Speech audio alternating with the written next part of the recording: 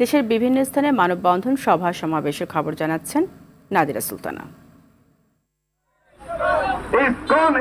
ISKCON নিষিদ্ধের দাবিতে চট্টগ্রামের চন্দনাইশে মানববন্ধন বিক্ষোভ মিছিল করা হয়েছে। চট্টগ্রাম কক্সবাজার মহাসড়কের দোহাজারীতে ওলামা পরিষদ এই কর্মসূচি পালন করে। যশোরে সাংবাদিকদের উপর হামলার প্রতিবাদ ও জড়িতদের গ্রেফতারের দাবিতে মানববন্ধন করা হয়েছে। বান্দরবানে বাজারে ফান্ডের তৌজিভুক্ত ভূমির বন্দোবস্তি 10 বছরের পরিবর্তে 99 বছর করা সহ বিভিন্ন দাবিতে মানববন্ধন স্মারকলিপি দেওয়া হয়েছে। সচেতন নাগরিকরাই এই কর্মসূচি পালন করেন। পটুয়াখালীর কলাপাড়ায় 3টি যাত্রীবাহী বাস থেকে 25 মণ জাটকা ইলিশ উদ্ধার করেছে ভ্রাম্যমাণ আদালত। এ সময় জাটকা পরিবহনের দায়ে 3 চালককে 15,000 টাকা জরিমানা করা হয়। বিএনপির চেয়ারপারসন বেগম খালেদা জিয়া রোগমুক্তি ও দলের ভারপ্রাপ্ত চেয়ারম্যান তারেক রহমানের সকল মিথ্যা মামলা প্রত্যাহারের দাবিতে গাজীপুরের কালিয়াকৈরে আলোচনা সভা দোয়া মাহফিল করা হয়েছে।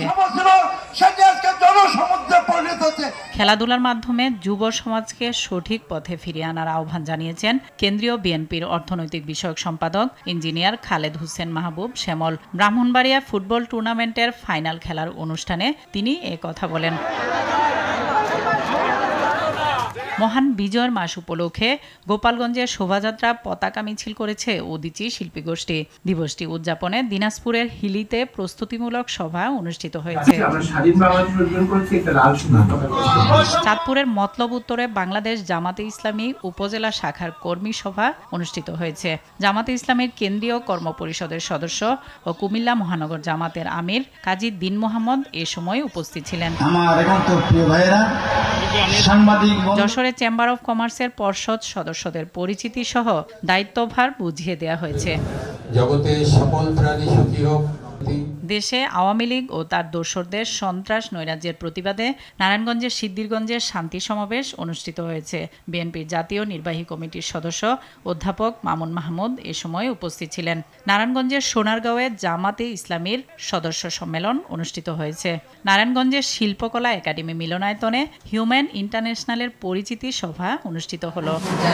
জেলা শাখা গাজীপুরে বৈষম্য বিরোধী ছাত্র আন্দোলনে আহতদের মাঝে নগদ অর্থ ও কম্বল বিতরণ করা হয়েছে।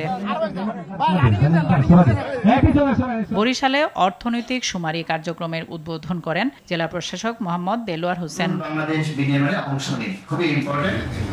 অসহায় মানুষের জন্য জেলা প্রশাসকের কাছে কম্বল দেয়া হয়েছে পিরোজপুরে।